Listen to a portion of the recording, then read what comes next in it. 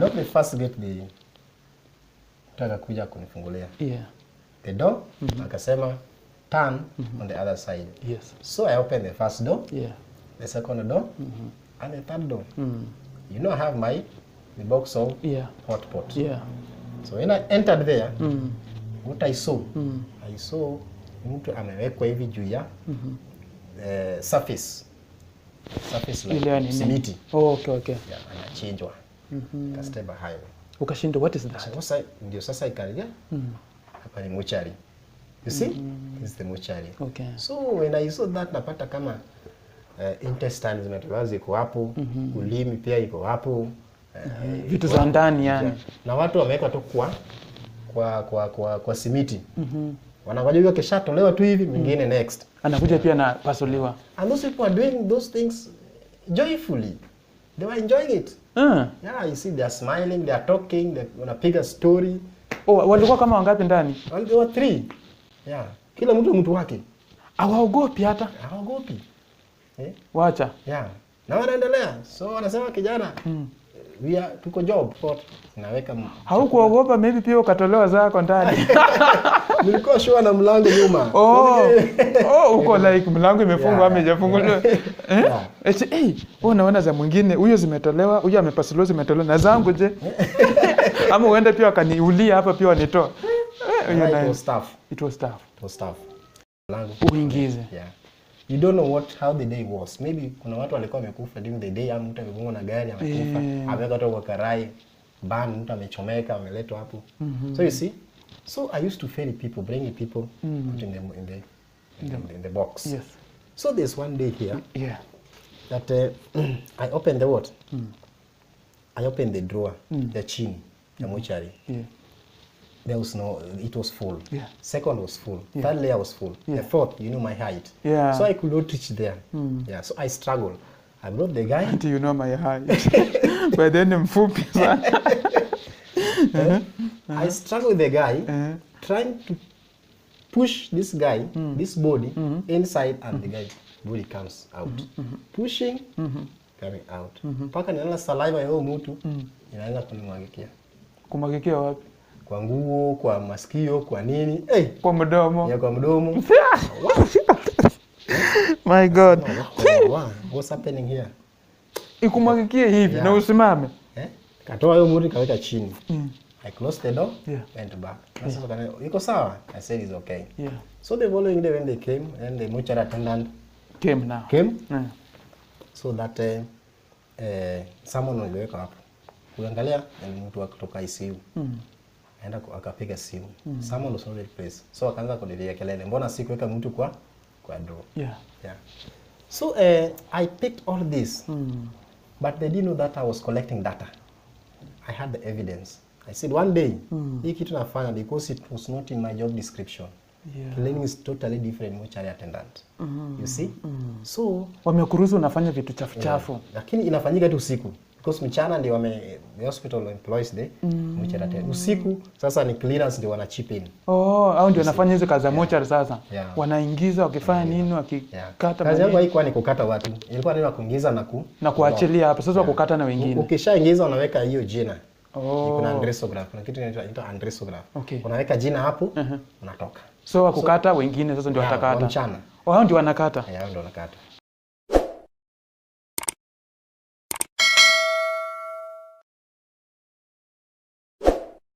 Hi everyone, good morning, good afternoon, good evening. I greet you according to the time wherever you are. Receive my greetings.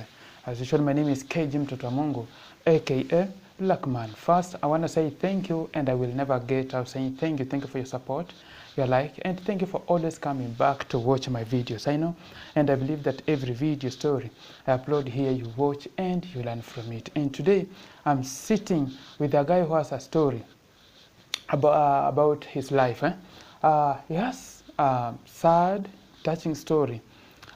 Atakuwa na share na sisi, na najua from this story we are going to learn so many things about mortuary, about blood, about vile watu wakikufa na katu hizo vitu za ndani, and so many things atakuwa anatueleza, and najua utajifunza kitu.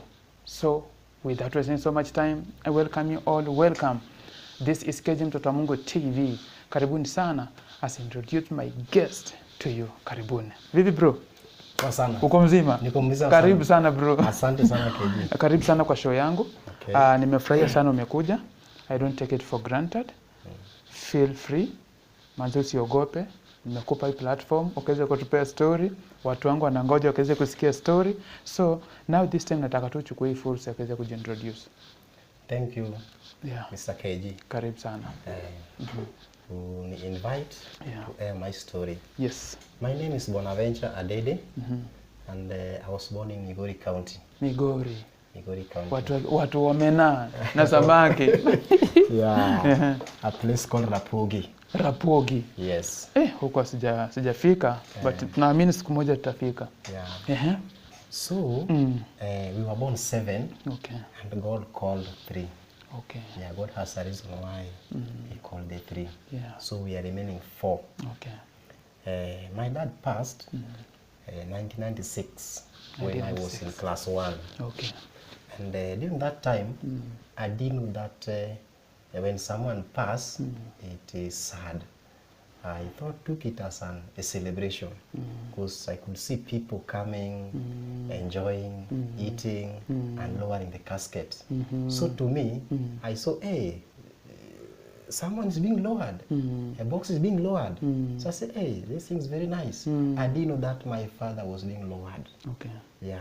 So when I was with my father, my family, all parents, things were okay.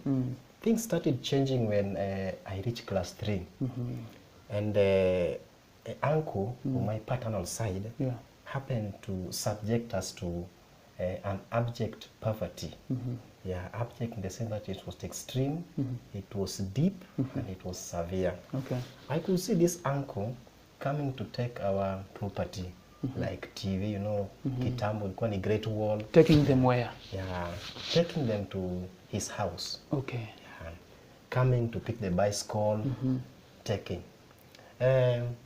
He used even to come and plow our garden in the sense of putting his own grains there, ili ime.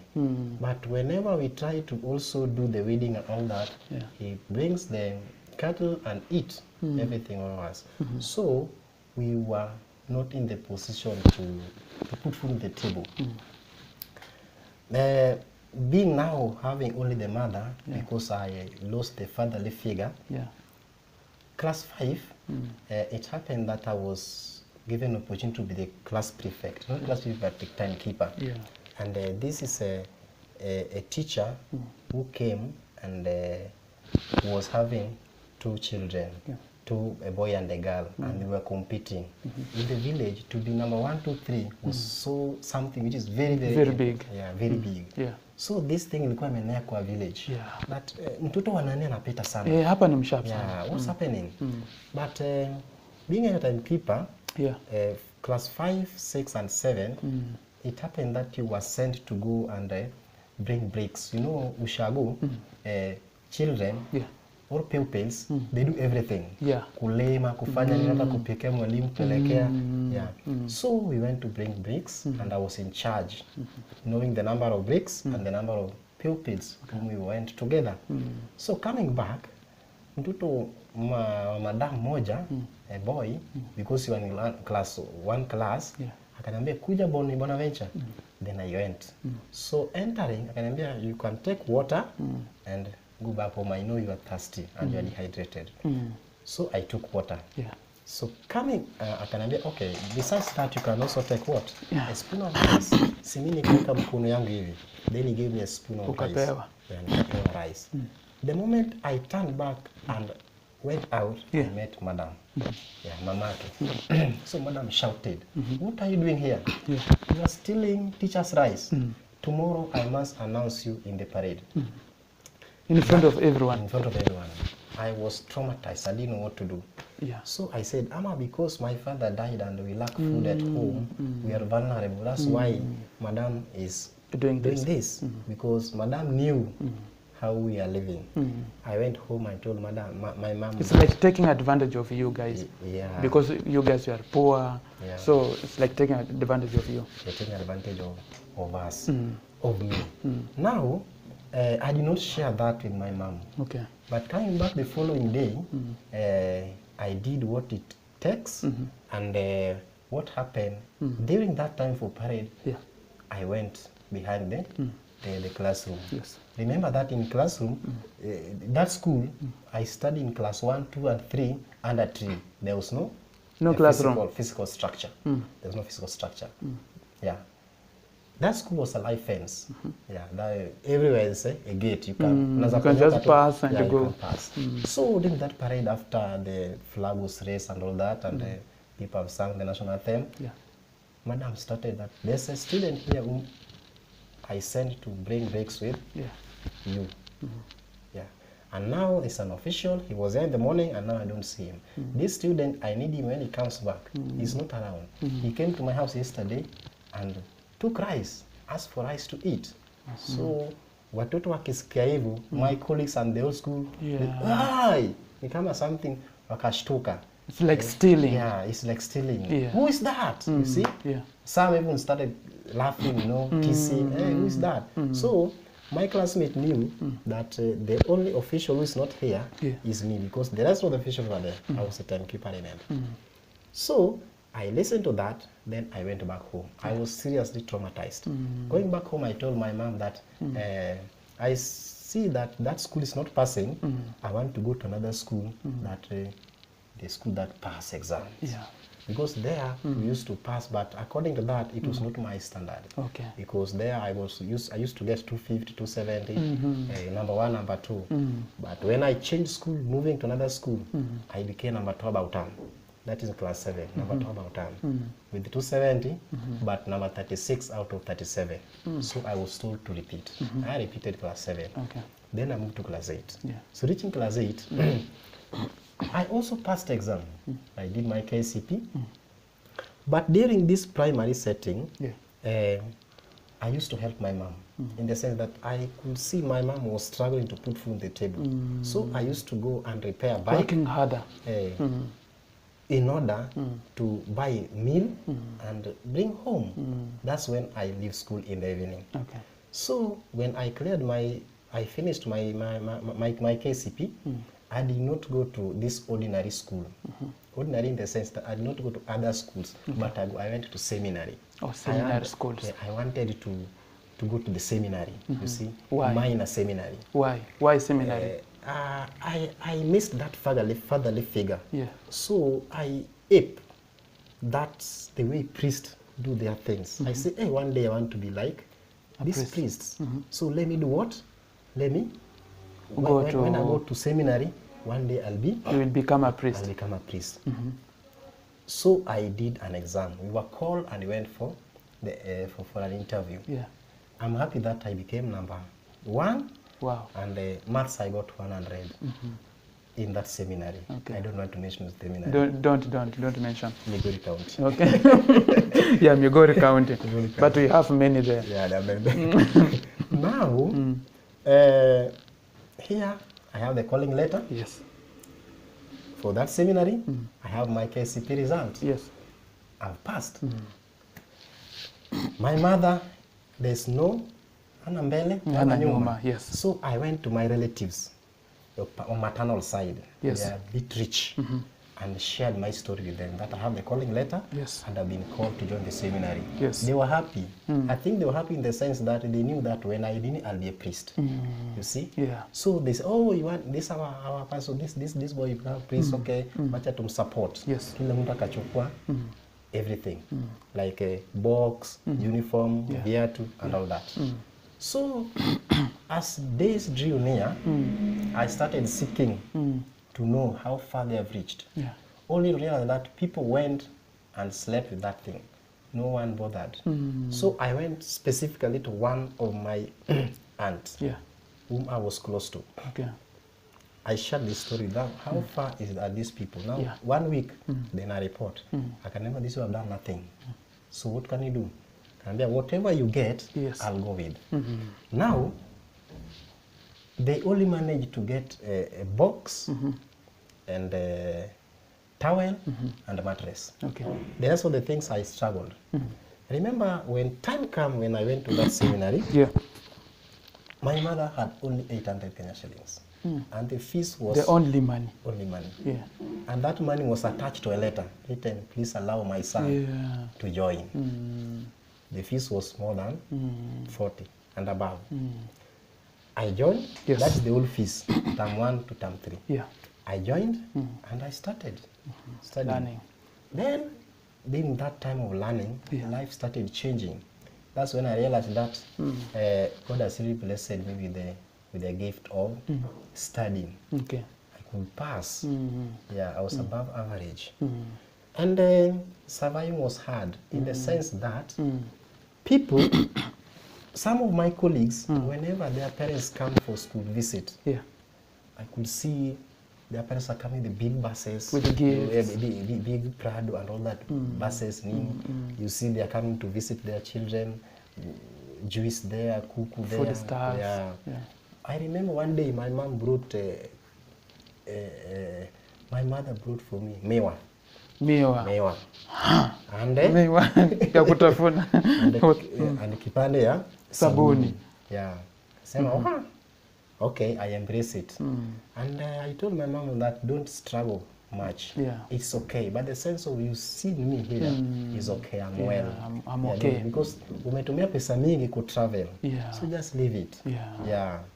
So I took this positively that... Would you feel like ana struggle sana? Yeah, ana struggle sana. Achane tu nayo. Yeah, the sky is the limit. I'll reach there.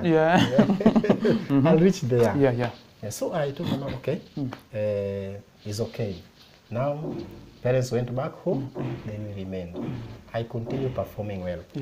Now, second time imefika, third time ndio hiyo. How do I survive? I used to go to the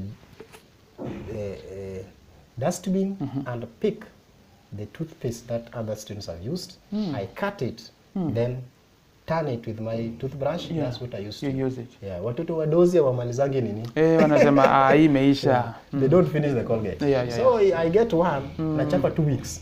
Napata ingine 2 weeks. Hiyo already ishatumika hiyo. Yeah, ishatumika mbili, 1 month imeisha. Uko fiti? Niko fiti.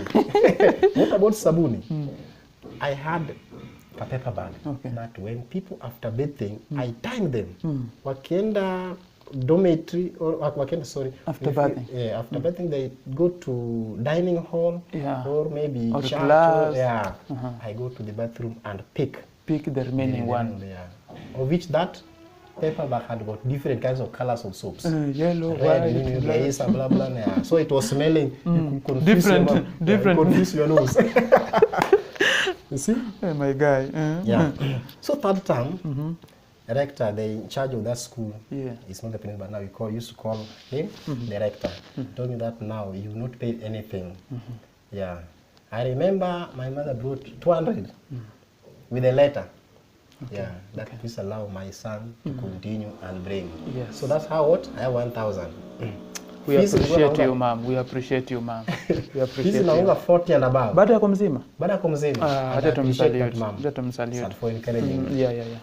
She worked very hard.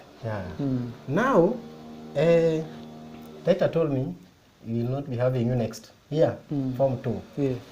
Then I started crying in the office. Why? Because the school was good, the school was wow, bringing just boarding.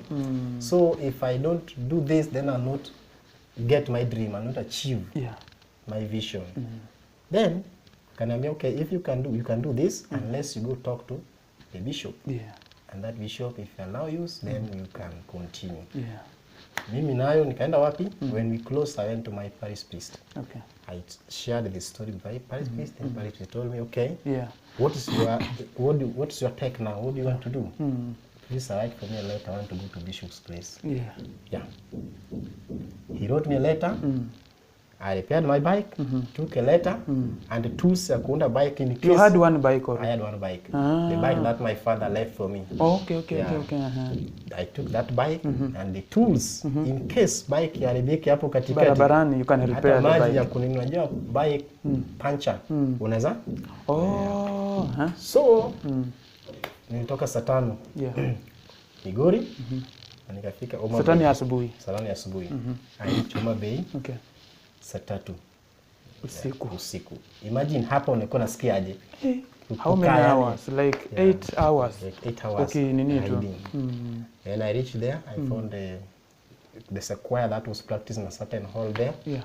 And I joined them. After that, I shared that I'm from this parish and I would like to see Bishop. Yeah. And you want to see Bishop? Okay. Okay, now you can relax. They gave me a corridor. Yeah. I slept there. So the following day, kangoja niende kwa Bishop. Yeah. Then I went to Bishop's residence. Yeah. So kufika, kafinya hiyo kengele, then no reply. Mara ya pili, mara ya tatu, then someone came in and told me that if you want to see Bishop, you cannot see him in this compound. There's an office. You have to go there. You have to go there. So I went there. Okay. And when he came in haste, in the sense that I think he went to pick some letters and sign some things there. Okay. So he did not have time maybe in that office, you see. It's like he came just to sign papers to and go. Papers and or go. some, you know, some... So the moment he get out of the office, I did what? I rushed. But the sister was there. Okay. Yeah, on the driver's seat. So Bishop's on the other side. So I went and knocked. Sister lowered the glass. Then I mentioned sister that I want to talk to Bishop. I'm from this parish and have the letter. Can you see me? Can you see it? Yeah. Unfortunately, I saw the window being raised and dust. What? So I said, now I'm hopeless. I'm vulnerable, and that's the end of me.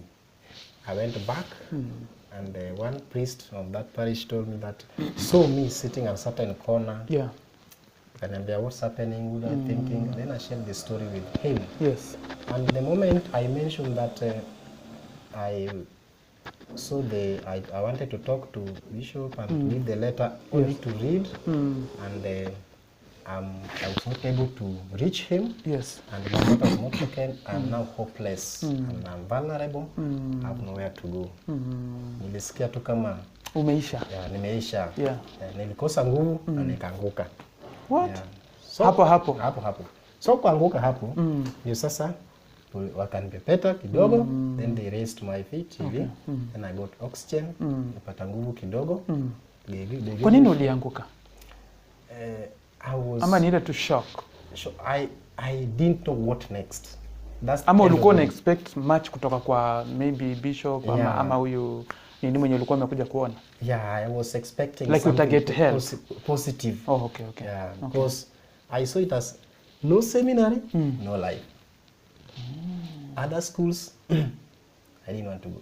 So to change my mindset, that other schools also matters. Yeah, it was not easy. Yeah, it was not an easy job. You see. So I did what? They gave me food. Yeah. Nikalala hapo. The following day, nichukua baiskeli yangu. Okay. I went back home. Okay. Then I told the parish priest that this is what has happened, and now I'm done. Okay. So I went to my relatives. Yes. You see, all these stories I was just telling my mom, but some I was not sharing with her. I mean. Yeah. Now, I went to the uncle, the maternal side. I shared the story with them. Yes. And they told me, okay, now there's another school here that is beginning. Yeah. You can start there. Yeah. Yeah. That school was, we went Form 2, there's no Form 3, there's no Form 4. When we go Form 3, there's no Form 4. When we go Form 4, we are the first one to do KCSE. So I was there wondering how this school is. There's no fence, there's no water here. Nimetoka shule yenye iko nini. Yeah. I joined. Then I started studying. Now third term. Yes. Of Form 2. Yeah. Life started becoming very hard and tough, in the sense that the uncle was now the kind of work we were doing. Yeah. If you equate it to the amount of money that my uncle used to pay, it is not nini. Yeah, ilikuwa chini. You see. Yeah, sometimes my uncle used to say, when ukimaliza nini, ukifukuzwa shule, just hide in the bush. Principal kitoka we ingia class soma. Yeah. You see, but that was not workable. It was not practical. Yeah. So, here come that home, walikuwa nasaidia watu sana. Yeah, wanajulikana. But me kufika kwangu ilikuwa ni ngumu wake kunisaidia. What happened? Here come that there was a lot of work that they were giving me, And I had also the following day niko na maths contest.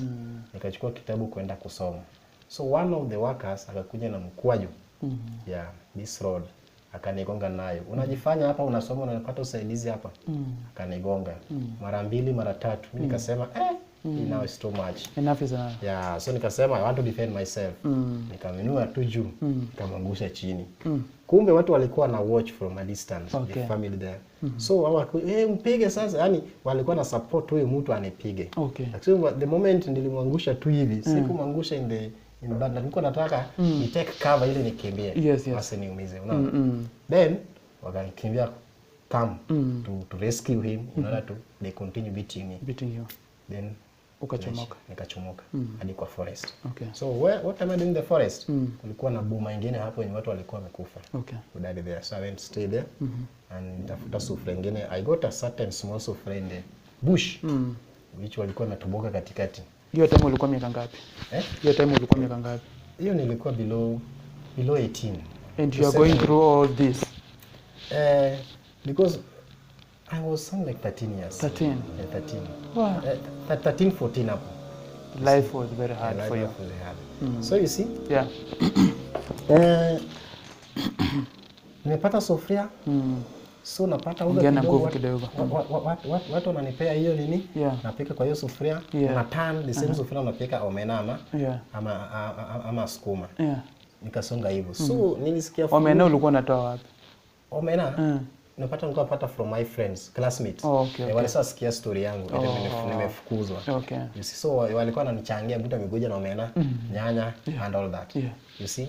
So huyu uncle akasema hata hiyo boma ameenda, still that home is still part of our family. So we don't need him in this locality, this area. Hiyo nikachomoka. Toka tena kwa hiyo boma I went to stay in Migori town. So that's when I started Mijengo. So I started Mijengo in Form 3. Now paying my fees and paying rent, which was 300. Ulikuwa na manage aje kwenda Mjengo na kwenda shule? Mjengo nafanya weekends. Weekend. Then walikuwa na kuruhusu ufanye weekends tu peke yake? Mjengo, yeah, I told them that I'm a student. Yeah, so they said it's okay. Then nikachoka na Mjengo because sometimes haikuwa. So nikaingia kwa story ya bicycle. That time natokuwa na pikipiki. You see. Boda ile. Boda. I did my KCP in 2007 when there was an election and all that, you see. Now KCC. Now I started boda. Ferrying people in the morning. And the evening. Daytime, I'm in class, studying. Nikamaliza hivyo. Then I finished primary, secondary and primary. Now here come there's a missionary that's told shared stories and came to do some promotion. That they need people to join them. That Uganda. I applied. They accepted. Then I went to Uganda.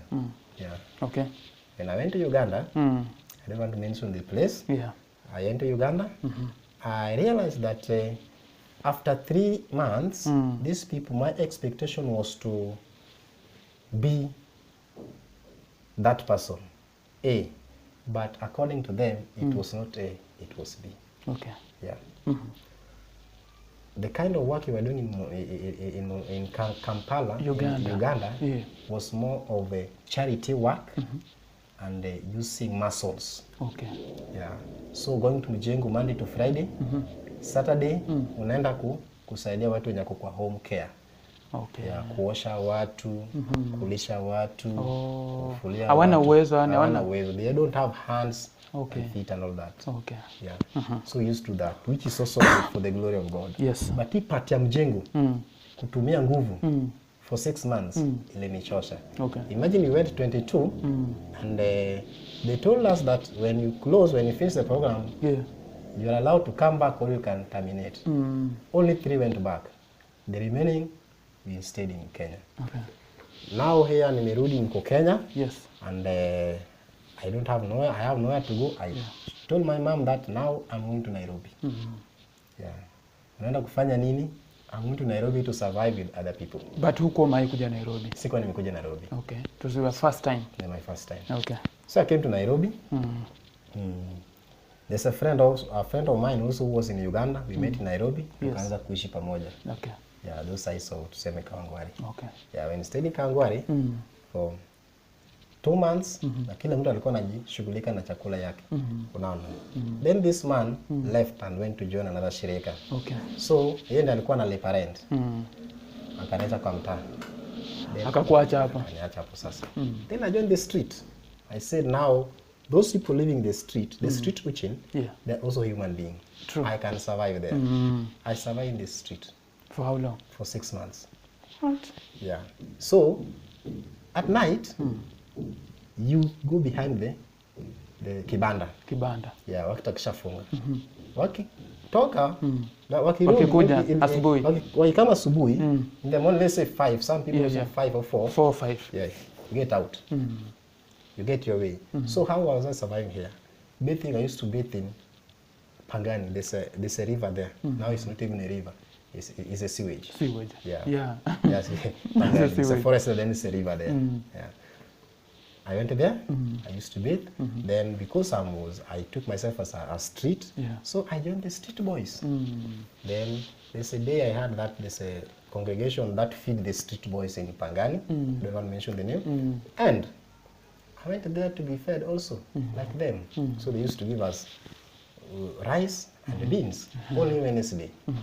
So this day I talked to that Muzungu. Yeah.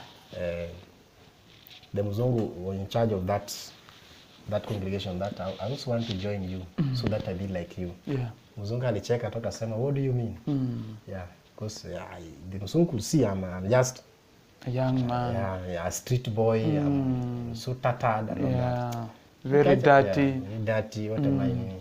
So nikaacha tu hiyo. So there's a friend of mine who had my story. But that day I went for prayer somewhere in Lavington. Okay.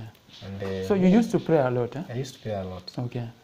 So when I went for prayers, after prayers in Lavington, akaniambia, I got a call. That when I went, I heard that, unafanya nini?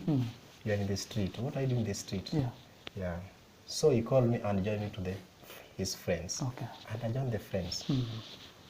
So, joining the friends, I started gaining that hope. Okay. Yeah, nimepata brothers.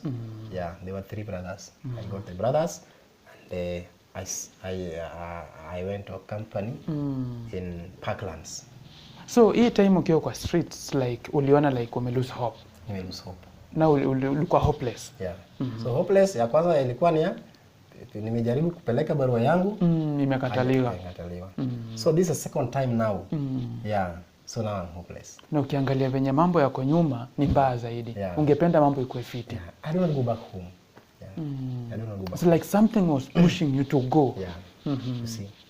So here I'm in Tuscan Marketing Company. Sorry. That company, it was dealing with sales and marketing. Okay. So they give you box, you go sell, you get your commission. Okay. Yeah. So tulichafua Kenya, the whole country. So this day we were 3, we said tunaenda kuchafua wapi? Kakamega. We took 48 boxes, box of hot pot. Okay. Tukajaza juu ya Mbukenya. Nayo. Nayo. Kakamega. So reaching Kakamega, the first thing kufika Kakamega is to book a room. Yeah. Room for what? To sleep. Okay. Then the following day ndio sani kazi. Okay. We booked a room. Okay. We divided our nini. Unaenda kwa net, unaangalia Kakamega iko aje. Offices blah blah blah blah. Yes. So they gave me the part ya to deal na offices. Yeah. Kuna mwingine alikuwa deal na schools. Then some are dealing the market shops. Then in the evening we come to the market. So I went to these offices and started pitching the personalities in the offices. When I went to the hospital, I didn't know that things are the way I want to explain now. I knocked the first gate. Sasa ndio kuna soup. Ile top layer hapo. I knocked the first gate, kuja kunifungulia. The door, akasema turn on the other side. Yes. So I opened the first door, the second door, and the third door. You know, I have the box of hot pot. Yeah. So when I entered there, what I saw mtu amewekwa hivi juu ya surface like simiti. Okay. Yeah, anachinjwa. Kasteba hayo. Ukashindwa, what is that? Sasa ikalia. Hapa ni mortuary. You see? This is the mortuary. Okay. So when I saw that, napata kama intestines zimetolewa ziko hapo, ulimi pia iko hapo. Vitu za ndani yani. Na watu wamewekwa tu kwa simiti. Wanangoja hiyo kesha tolewa tu hivi, mwingine next. Anakuja pia na pasuliwa. And those people are doing those things joyfully. They were enjoying it. Yeah, you see, they are smiling, they are talking, they wanapiga story. Oh, walikuwa kama wangapi ndani? Walikuwa 3. Yeah. Kila mtu wake. Hawaogopi hata. Hawaogopi. Wacha. Yeah. Na wanaendelea. So wanasema kijana, tuko job. Fanya kazi yako. Ni kukata tu. Yeah, say, can you give me a minute, I talk to you. But that time hata kizungu ilipotea. Kizungu ilipotea? Unashindwa, what? Because in the company we are trained how to pitch. You're not supposed to take 3 minutes with the customer. You're supposed to see 300 per day. Kizungu ilipotea. Kwa shindo nitasema nini? Nikasema tu I'm here to do promotion. I have hotpot. Naweka haukuogopa maybe pia ukatolewa zako ndani. Nilikuwa sure na mlango nyuma. Uko like mlango imefungwa ama haijafunguliwa. Unaona za mwingine huyo zimetolewa, huyo amepasuliwa zimetolewa na zangu je? Ama uende pia akaniulia hapa pia wanitoa. It was tough. It was tough. So hapo ndio nikasema ulishtuka? Nilishtuka. Nini ilikuwa ina run in your mind that time? Or that minute? Kwanza come into my cognitive processing that what is happening in my environment. Yes. Nilikuja after 5 minutes. Then what is happening really here? Nikasema hapa sasa ni mortuary. But kwa gate hajaandikwa ni mortuary. Kwa mlango nothing. There's no label showing that this is the mortuary. Kwani si nonanga kama ni nini nonanga mortuary zingine zimeandikwa mortuary fulani ya mahali fulani? You know, people fear if you go to some hospitals they don't write. Unaweza pita mlango hivi unakosa kujua hiyo ni mortuary unless someone tells you you know this is the mortuary. Lakini mortuary haikuangi karibu na hosi. Si mortuary inakuanga far from hospital. Yeah, far from the hospital. But that part, nakwambia I went to all the offices. Okay. But that part, that designation, I didn't know that is the mortuary. Okay. Because it was not written. Okay. Unapata reception, blah blah, alafu nasema kuna watu wengine nyuma. Kumbe ni mortuary. Yeah, I think now they have improved. Kuna watu wengine nyuma. Kumbe watu wako kazi kuchinja watu. Manze, watu wanafanya kazi nyingine yani. Hapo nikaona vile unachinja watu lakini I didn't stay there for long. Nikakaa tu kidogo kwa sababu ya kushtuka. I'm happy that I dropped 3 hotpots wakanunua. Then that was the end. Hata sikuwa na ile motivation ya kuendelea na hiyo kazi. Hata uweze kuwa nayo. Nikarudi tu, then I told my guys now this summer the day was like this. And I'm totally down. Yes, nini. So tukirudi Nairobi hata hii kazi nazaacha. Unajua watu watu wao wanadhani hizi stories ni stories za jaba. Lakini mtu kama wewe ukizisema huwa anafurahia sana. At least wewe hata sikujui. Hata in fact nimeconnectiwa tu na mtu na wewe. Wewe mwenyewe umejitolea kushare story. So at least kutoka na hizo story, the more we bring stories, wanaelewa nini tunajaribu kufanya. Tuna open watu akili. Tuendelea. Okay. Now nimerudi Nairobi. And have no otherwise. And here I come. Natafuta kazi nyingine tofauti. After me resign ile. Yani resign ile. Hiyo sasa iko hata ni resign. Hiyo unaacha kwa sababu you are being paid based on commission. So unaacha tu na kuna meza kufollow up. Unakuja job ama ukuji. Because it depends. Ukitaka ufanye, ukitaka ukae. Ukipenda but boss atafuata why not coming? Because no si toilet unazaenda in and out. So I left that job and came to my friends. I told them that and they was okay and now still feel at home. In fact nilikuwa na hope vijana watatu. The 3 brothers. Then nitafuta kazi nyingine and I got a guardian who supported me. I had my story, I shared my story and told me now are you okay with cleaning? Nasema So she attached me to a cleaning company. So getting this cleaning company, these people outsourced me to another hospital in Nairobi. Then I went to that hospital and started working. The very day I started working in that hospital, the same day I joined the university. I got application and I got an admission. to join the university. Okay. So I worked in that hospital for 2 years and a half. Now here come, I'm supposed to start my internship. Yeah. Nimeleta barua, nataka kufanya the same hospital internship here. And at the same time, I'm also working here. Yeah. Supervisor kuona hivyo, akanipea transfer to another hospital. Okay. So I went to that hospital. So at night, I'm working in that hospital as a cleaner. Yes. Then during the day, I'm doing my internship at other hospital. So I used to operate that time, like that, for 2 months. Okay. Remember, there's no sleep. Not only 2 hours. Okay. Night uko this side, day uko this side. Okay. Hivyo. So I started the casualty department. Yes. In that hospital. Yeah. Then I was transferred to ICU.